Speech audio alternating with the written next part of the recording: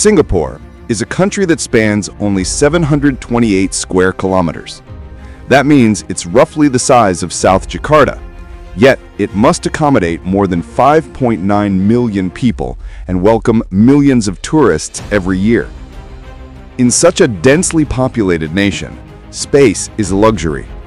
Every square meter of land carries immense strategic and economic value. Land can no longer be used carelessly, and that's why, when waste appears, Singapore faces a major dilemma. Every day, millions of people eat, drink, work, and shop. Each of these activities produces waste, from plastic, paper, and metal to food scraps and chemicals. Add to that the waste from industry and tourism, and the total volume swells to over 8,000 tons per day. And of course, a small country like Singapore cannot simply dump it all on land. Yet it is precisely this lack of space that pushed the government to think differently, to create a waste disposal site at sea.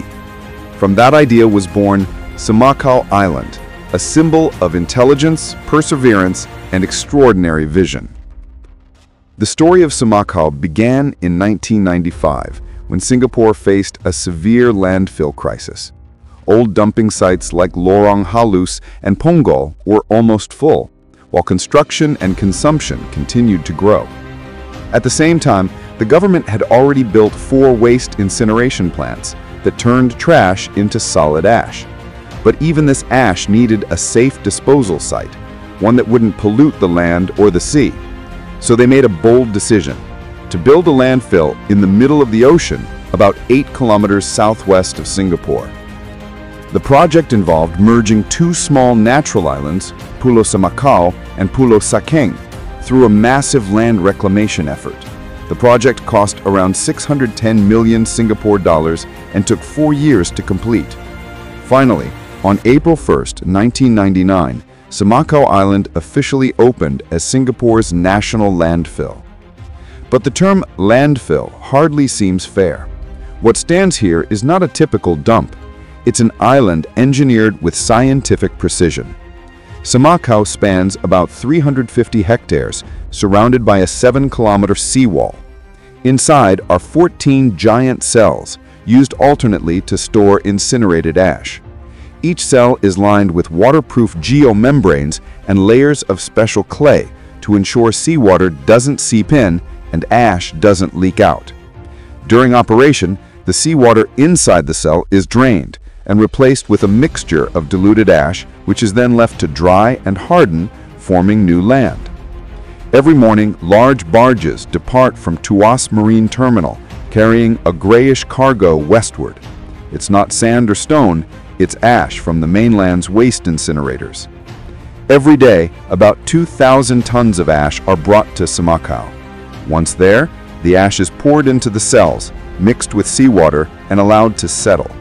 The process is carried out carefully to avoid dust or air pollution. When a cell is full, its surface is sealed and covered with vegetation, seagrass, mangroves, and salt-tolerant coastal plants. Over the years, these once bleak cells have transformed into lush green land, attracting birds and insects. This phenomenon is so remarkable that scientists now call Semakau one of the best examples of ecological engineering in the world, a man-made island that holds waste yet sustains life. Today, surrounded by the blue sea, Semakau looks like any tropical island, but beneath its surface lie over 16 million tons of ash, the daily footprint of Singapore's ultra-efficient lifestyle.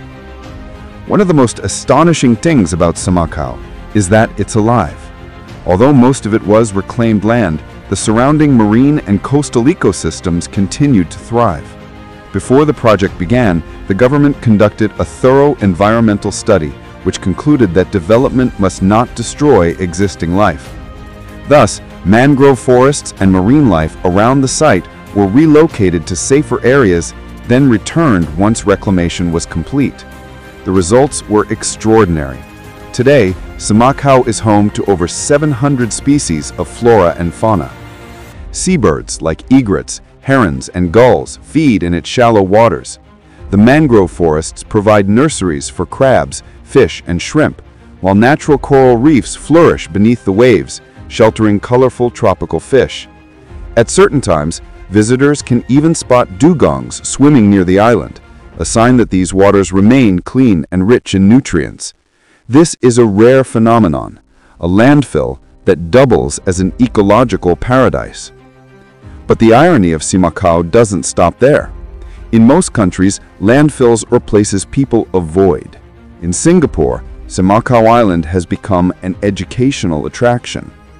Since the early 2000s, the government has opened part of the island for limited public visits. Every weekend, groups of students, researchers, and tourists can join the Semakau Eco Tour, a guided program showcasing Singapore's advanced and responsible waste management system.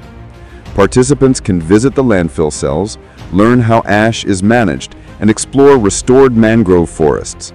They can also walk along an observation bridge overlooking the calm blue sea, a view far from what one would imagine of a dumping ground. Beyond its educational purpose, Semakau offers another unique charm: its night sky. Being far from city lights, Semakau Island has the darkest sky in Singapore. Local astronomy clubs often bring their telescopes here to observe stars, planets, and galaxies. And that's the beautiful irony. The place that stores the ashes of the Earth is also the best place to gaze at the heavens. Semakau stands as proof that Singapore never surrenders to limitation. In many countries, waste is seen as an inevitable problem. But in Singapore, cleanliness is part of the national identity. Since the era of Lee Kuan Yew, the founding father of modern Singapore, the nation has embraced one key principle: cleanliness is a way of life. To him, it was not just about aesthetics, but also about mentality, a reflection of civilization. The result is clear. Singapore is now known as the cleanest country in Asia, often called the city without trash. Its streets are spotless, drains unclogged, and parks immaculately maintained. Singapore knows it has no mountains of gold or oil fields, but it possesses something far more valuable: common sense and discipline. When space was limited, they created new islands. When waste piled up, they created technological solutions.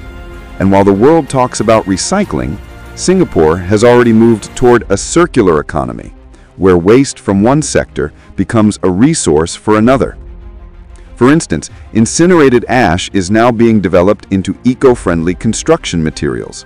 Wastewater is processed into ultra-pure drinking water, and used cooking oil is turned into biodiesel.